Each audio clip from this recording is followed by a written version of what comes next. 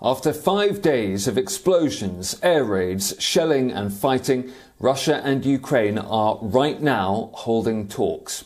A team of delegates from Ukraine and Russia have assembled in the city of Gomel in Belarus, which borders Ukraine. The meeting is underway inside the Russian embassy there. Ahead of the talks, the head of the Russian delegation claimed to be seeking an agreement that will be in the interest of both sides.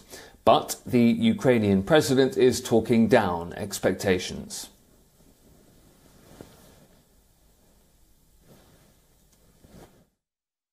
Я могу сказать, что поскольку каждый час продолжения конфликта погибшие украинские граждане, погибшие украинские солдаты, то мы, безусловно, заинтересованы в том, чтобы выйти на какие-то договоренности как можно быстрее.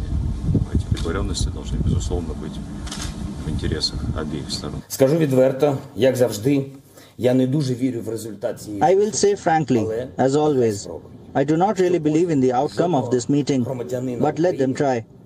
So that no citizen of Ukraine would have any doubt that I, as president, did not try to stop the war when there was a small chance. Коли був нехай і маленький, але все ж таки шанс. And as talks get underway, there has been a battle for control in Ukraine's second largest city. Kyiv has seen heavy street fighting and exchanges of rocket fire. It's around 500 kilometers east of Kiev. Maxar has released satellite images of Russian convoys and tanks moving towards Kiev. The images suggest a large deployment of Russian ground forces moving in the direction of the Ukrainian capital.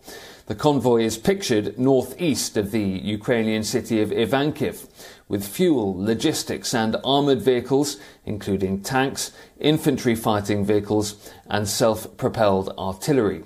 But the Russian advance on Kiev has been slowed by logistical failures and fierce Ukrainian resistance.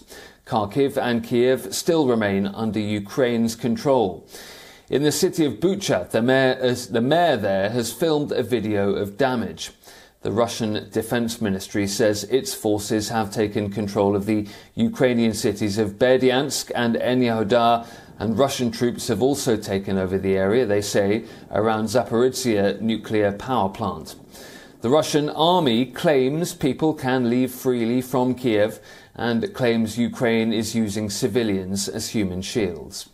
Well, earlier we spoke to a former member of the Ukrainian parliament, Svetlana Zalishuk. She's in Kiev.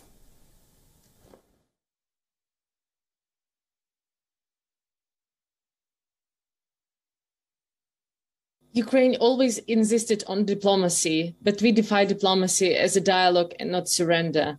And as a Ukrainian who speaks both Ukrainian and Russian, and as a Ukrainian whose grandparents are Russian ancestors, so my grandparents are from Russia, I want to tell you that I feel a Ukrainian citizen. And it is ugly for me, even a suggestion that a perspective or a chance for peace should be taken from a Russian perspective, that when Putin demands that Zelensky should go, this is just unacceptable. I want to assure you that it's up to Ukrainian population to choose our own presidents. Ukraine cannot and will not concede with its territorial integrity, with its sovereignty. Putin somehow thought that he will be welcomed here, or maybe he would have a victorious war in a couple of days. But it turned out for him to be a real humiliation and international isolation and loss of authority. They report that Putin already has lost thousands of his soldiers here, more than in any other conflict that Putin started since 1991. And they're afraid to report this data to the Russian population. Moreover, Ukraine created several sites where we publish the data about people that killed on our land or wounded or who surrendered, so that their mothers, their parents have access to that information and would be able to get in touch with the Ukrainian government, so we can either bring them back or send their bodies to be buried. But what we see that Russians just blocked all that communication. This is so inhuman to deny their own mothers to have a chance to bury their sons.